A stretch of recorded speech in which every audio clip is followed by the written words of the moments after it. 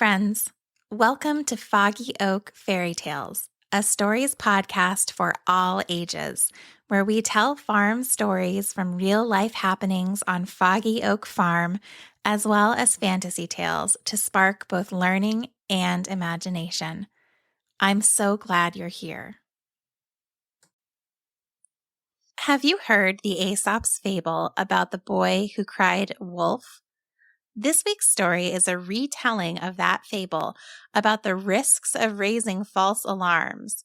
In this case, of not knowing how you'll actually react to something scary until it happens. Tim loved visiting his uncle's farm. He and his family lived in a tidy house on a tidy street in a tidy town where nothing much ever happened. Tim went to school, his parents went to their jobs, picked him up, they had dinner, and the next day started it all again. It was a fine life as far as that went, but Tim found it boring, so he found ways to make it more interesting. Covering every object in a neighbor's fridge in googly eyes? Hilarious. Hiding small plastic frogs all over his sister's room?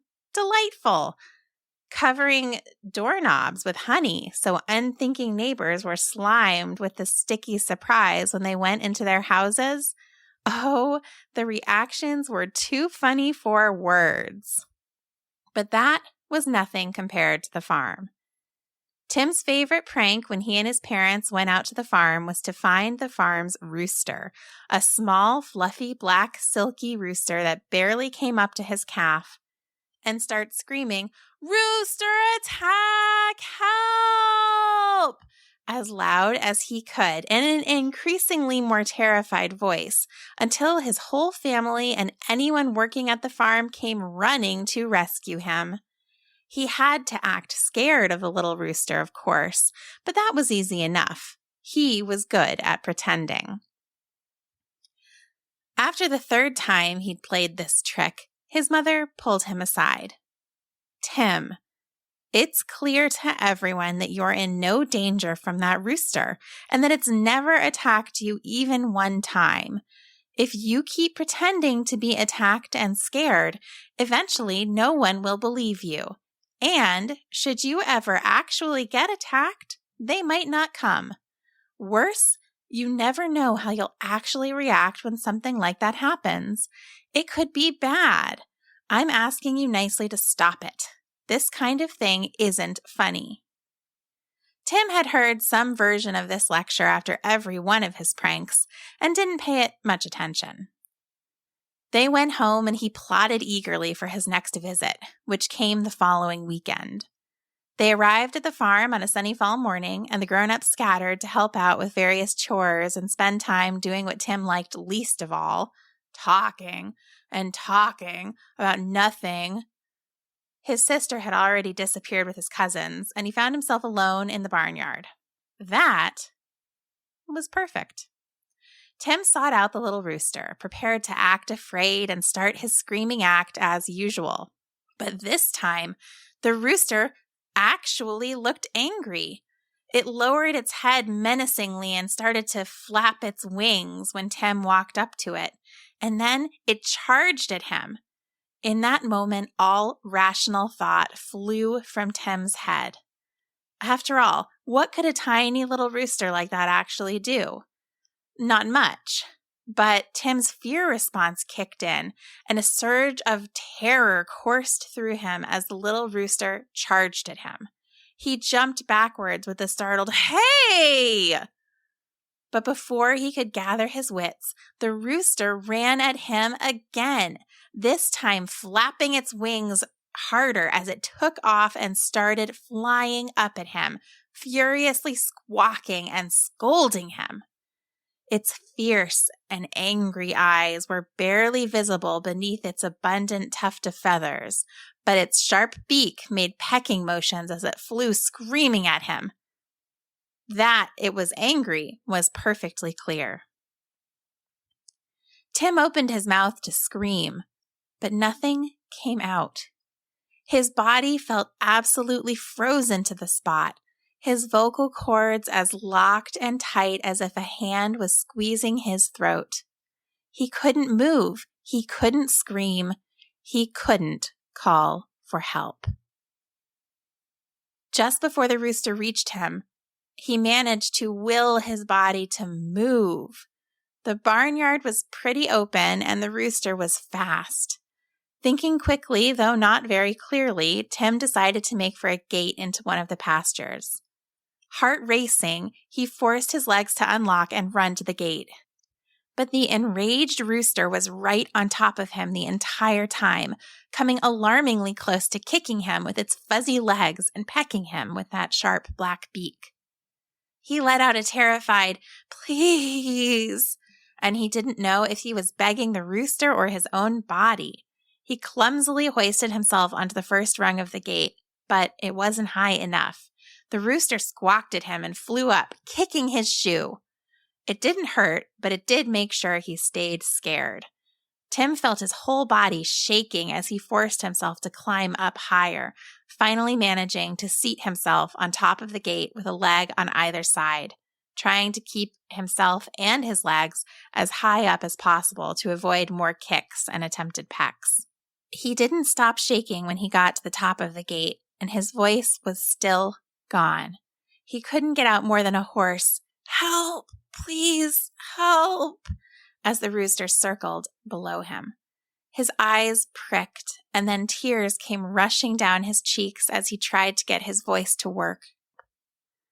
After a few minutes, which felt like a literal eternity to the poor, terrified Tim, the rooster lost interest and wandered back to his hens. But Tim didn't trust this. He was afraid that if he climbed down, the rooster would come back for him.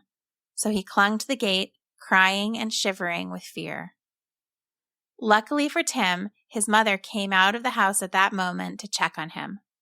When she saw him across the barnyard, clinging to the top of the farm gate as if his life depended on it, she ran across to him. "Tim, what happened?" she cried as she saw his tear-streaked face and shaking body. Tim shook his head, too scared to talk and too scared to let go. "Oh, my darling, come here," she called and held out her arms to him, carefully gathering him off the gate into a warm embrace. "You're safe. You're safe," she told him. "Won't you please tell me what happened?" Tim found that he could manage a whisper. "The rooster," he gasped. "The rooster attacked me, and I was too scared. I was too scared to call for help." "Oh, honey, I'm so sorry. Sometimes we don't know how our bodies will react when we get really scared or upset. It can be an unpleasant surprise during something that's already upsetting." She hugged him close and stroked his hair. "And it looks like the rooster really did go after you this time, huh?" "He did. I wish I'd never pretended before. He probably thought I really was scared of him and he could chase me, and now I really am scared of him," Tim moaned. "I think," his mother replied, "that we've learned it's not good to cry rooster. We'll have to see if we can get that rooster back to his old self. But in the meantime, it's important for you to have a plan when you go outside where the rooster will be and to practice controlling your fear and your reaction. Practice will make you less scared and help you react the way you want to rather than how your body automatically tells you to when it's scared. Let's go have a break and maybe a cookie while we do something different for a while." And draping an arm over his shoulder, Tim's mom led him back to the farmhouse so he could calm down and have a break. From that day on, Tim never felt the urge to cry rooster again. Oh, he'd call for help if the rooster came after him, which did get easier as he got used to interacting with the rooster and controlling his fear. But he never pretended like he was being attacked, and he never called his family for help when he didn't need it. It wasn't worth the risk that they'd stop believing him, and it didn't feel good to pretend to be scared after he knew what it felt like to be truly terrified, even if the thing he was afraid of wasn't actually as dangerous as his body's reaction told him it was.